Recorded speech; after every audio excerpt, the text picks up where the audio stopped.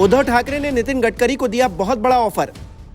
चुनाव से पहले भगवा दल को छोड़ने की दे डाली नसीहत। सेना प्रमुख को इंफ्रास्ट्रक्चर मैन की क्यों पड़ी जरूरत। सीट शेयरिंग की टेंशन के बीच बीजेपी के लिए नई मुसीबत। लोकसभा चुनाव की तैयारियों में जुटी उद्धव सेना ने बीजेपी के वरिष्ठ नेता और केंद्र में मंत्री नितिन गडकरी को अपनी तरफ से बड़ा ऑफर दे दिया है। यह ऑफर ऐसे वक्त में सामने आया है जब गडकरी की बीजेपी से बढ़ती दूरियों की चर्चाएं जोर पकड़ रही हैं। इस बीच यूबीटी अध्यक्ष उद्धव ठाकरे ने कहा है, बीजेपी की पहली लिस्ट सामने आ गई है। तमाम नाम सामने आए हैं। जिन कृपाशंकर सिंह पर बीजेपी ने भ्रष्टाचार का आरोप लगाया था, उनका नाम भी पीएम मोदी के साथ लिस्ट में है। लेकिन नितिन गडकरी, जिन्होंने इतने सालों तक महाराष्ट्र में बीजेपी के लिए आधार तैयार करने का काम किया, उनका नाम लिस्ट में नहीं है। उद्धव ठाकरे ने यह भी कहा कि गडकरी जी बीजेपी छोड़ दीजिए, हम आपको एमवीए से चुनाव जितवा कर लाएंगे। गडकरी जी, उनको दिखाओ कि महाराष्ट्र क्या है। महाराष्ट्र कभी दिल्ली के आगे नहीं झुका।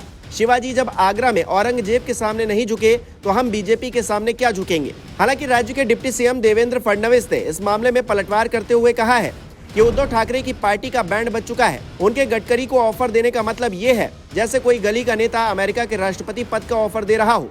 गडकरी हमारे बड़े नेता हैं। महाराष्ट्र की लिस्ट जब आएगी तब उनमें गडकरी जी का नाम होगा।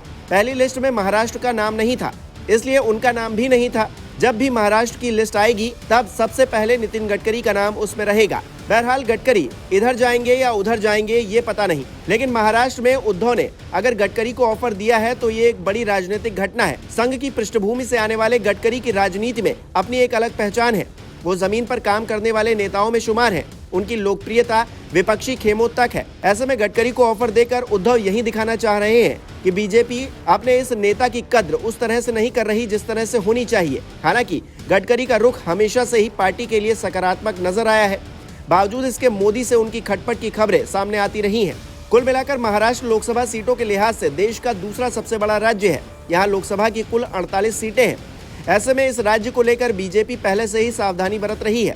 2019 के लोकसभा चुनाव की बात करें तो भारतीय जनता पार्टी ने महाराष्ट्र में 25 सीटों पर चुनाव लड़ा था, जिसमें से 23 पर जीत हासिल की थी। वहीं सहयोगी शिवसेना ने 23 सीटों पर चुनाव लड़ा था और 18 सीटों पर जीत हासिल की थी। कुल मिलाकर एनडीए खेमे की बात की जाए तो 48 में से 41 सीटों पर एनडीए खेमे ने जीत हासिल की थी। हालांकि इस बार समीकरण बदले हुए हैं। शिवसेना का आधा धड़ा बीजेपी के साथ है, जिसके खिलाफ उद्धव ठाकरे खुद खड़े हुए हैं।